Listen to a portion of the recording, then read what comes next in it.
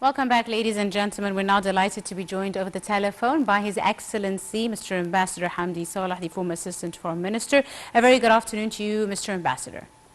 Delighted.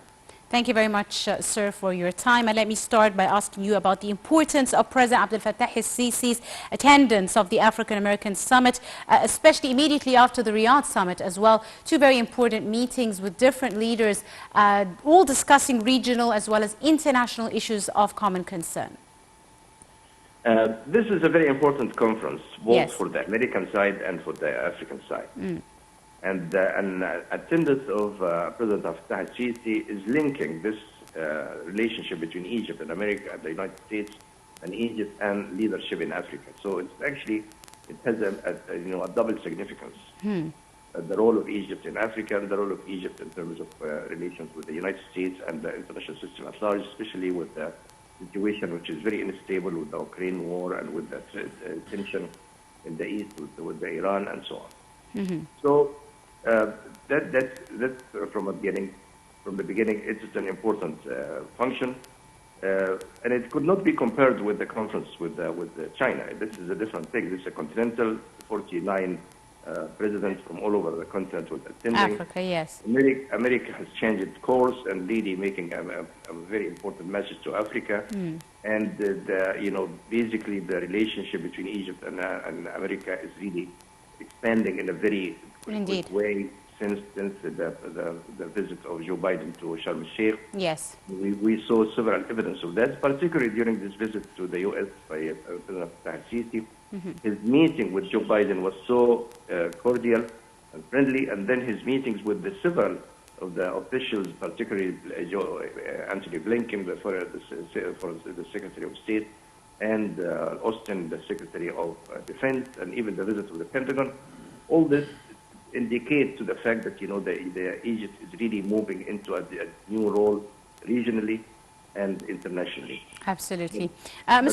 Yes, Mr. Ambassador, carry on, sir. In addition to that, the president has met also with the leaders, the African leaders, which is really, cementing the Egyptian relations with several African leaders. Yes. And talking about the African issues. He talked about, how we should have a global vision of Africa without dispute. And part of that is how to deal with the Renaissance Dam problem. So talking with the president, with the Americans and with the Africans about that was very critical, particularly at this particular time. Absolutely. Mr. Ambassador, let me ask you, sir, what do you see are some of the most important, demands of African countries from major or developed nations? Well, it is quite clear, America has ignored Africa for some time. It was so much preoccupied with the Far East, and even during the Obama administration, which convened the first conference for Africa and the U.S., the focus was not enough. Now it is coming back. It's coming back to say that I'm here to really move on. It is very important for the Democratic administration, Joe Biden's administration, to show that they have initiatives and ability to implement things and to really to move things around. Particularly, there is what you call a gap of credibility facing the administration, both domestically and internationally. After what happened in Afghanistan and what happened everywhere, there is particular feeling that the administration is not assertive enough in really changing things and achieving American interests. So the administration now is trying to do that. It's seizing the opportunity, this opportunity that the administration is trying to do something. So the Africans have demanded several things. The president of the African Union, Mr. Macky Sall, the president of Senegal,